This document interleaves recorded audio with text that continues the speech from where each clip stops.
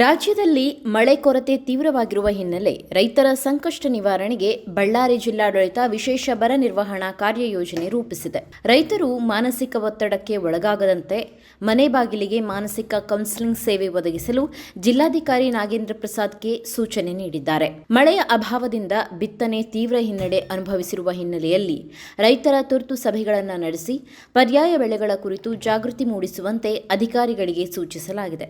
ಜೊತೆಗೆ ಬೆಳೆ ವಿಮೆ ನೋಂದಣಿ ಹೆಚ್ಚಿಸುವುದು, ಬೆಳೆ ಸಮೀಕ್ಷೆಯಲ್ಲಿನ ಲೋಪಗಳಿಗೆ ಕಠಿಣ ಕ್ರಮ ಕೈಗೊಳ್ಳುವುದು ಹಾಗೂ ಅಂತರ್ಜಲ ಮಟ್ಟದ ಕುರಿತು ತಾಲೂಕಾವಾರು ವರದಿ ಸಲ್ಲಿಸುವಂತೆ ನಿರ್ದೇಶಿಸಲಾಗಿದೆ. ಕುಡಿಯುವ ನೀರಿನ ಸಮಸ್ಯೆ ಎದುರಿಸಲು ಖಾಸಗಿ ಬೋರ್ವೆಲ್ಗಳನ್ನು ಅಗತ್ಯವಿದ್ದರೆ ವಿಪತ್ತು ನಿರ್ವಹಣಾ ಕಾಯ್ದೆಯಡಿ ಸರ್ಕಾರದ ನಿಯಂತ್ರಣಕ್ಕೆ ಪಡೆಯಲು ಸೂಚನೆ ನೀಡಲಾಗಿದೆ.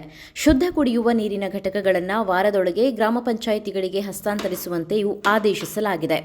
ಸ್ಥಗಿತಗೊಂಡಿರುವ ಹವಾಮಾನ ಕೇಂದ್ರಗಳನ್ನು ತಕ್ಷಣ ದುರಸ್ತಿಗೊಳಿಸಿ ಕಾರ್ಯಾರಂಭ ಮಾಡುವುದು ಹಾಗೂ ಪಿಎಂ ಕುಸುಮ್ ಬಿ ಯೋಜನೆಗೆ ವೇಗ ನೀಡುವಂತೆ ಜಿಲ್ಲಾಧಿಕಾರಿ ಸೂಚಿಸಿದ್ದಾರೆ. ಮುಂದಿನ 1 ವಾರದಿಂದ 10 ದಿನಗಳವರೆಗೆ ಮಳೆಯ ಸಾಧ್ಯತೆ ಕಡಿಮೆ ಇರುವುದರಿಂದ ಎಲ್ಲಾ ಇಲಾಖೆಗಳು ಸಮನ್ವಯದಿಂದ ಕಾರ್ಯನಿರ್ವಹಿಸಿ ರೈತರು ಹಾಗೂ ಸಾರ್ವಜನಿಕರಿಗೆ ಅಗತ್ಯ ನೆರವು ಒದಗಿಸಬೇಕು ಎಂದು ಜಿಲ್ಲಾಡಳಿತ ನಿರ್ದೇಶನ ನೀಡಿದೆ.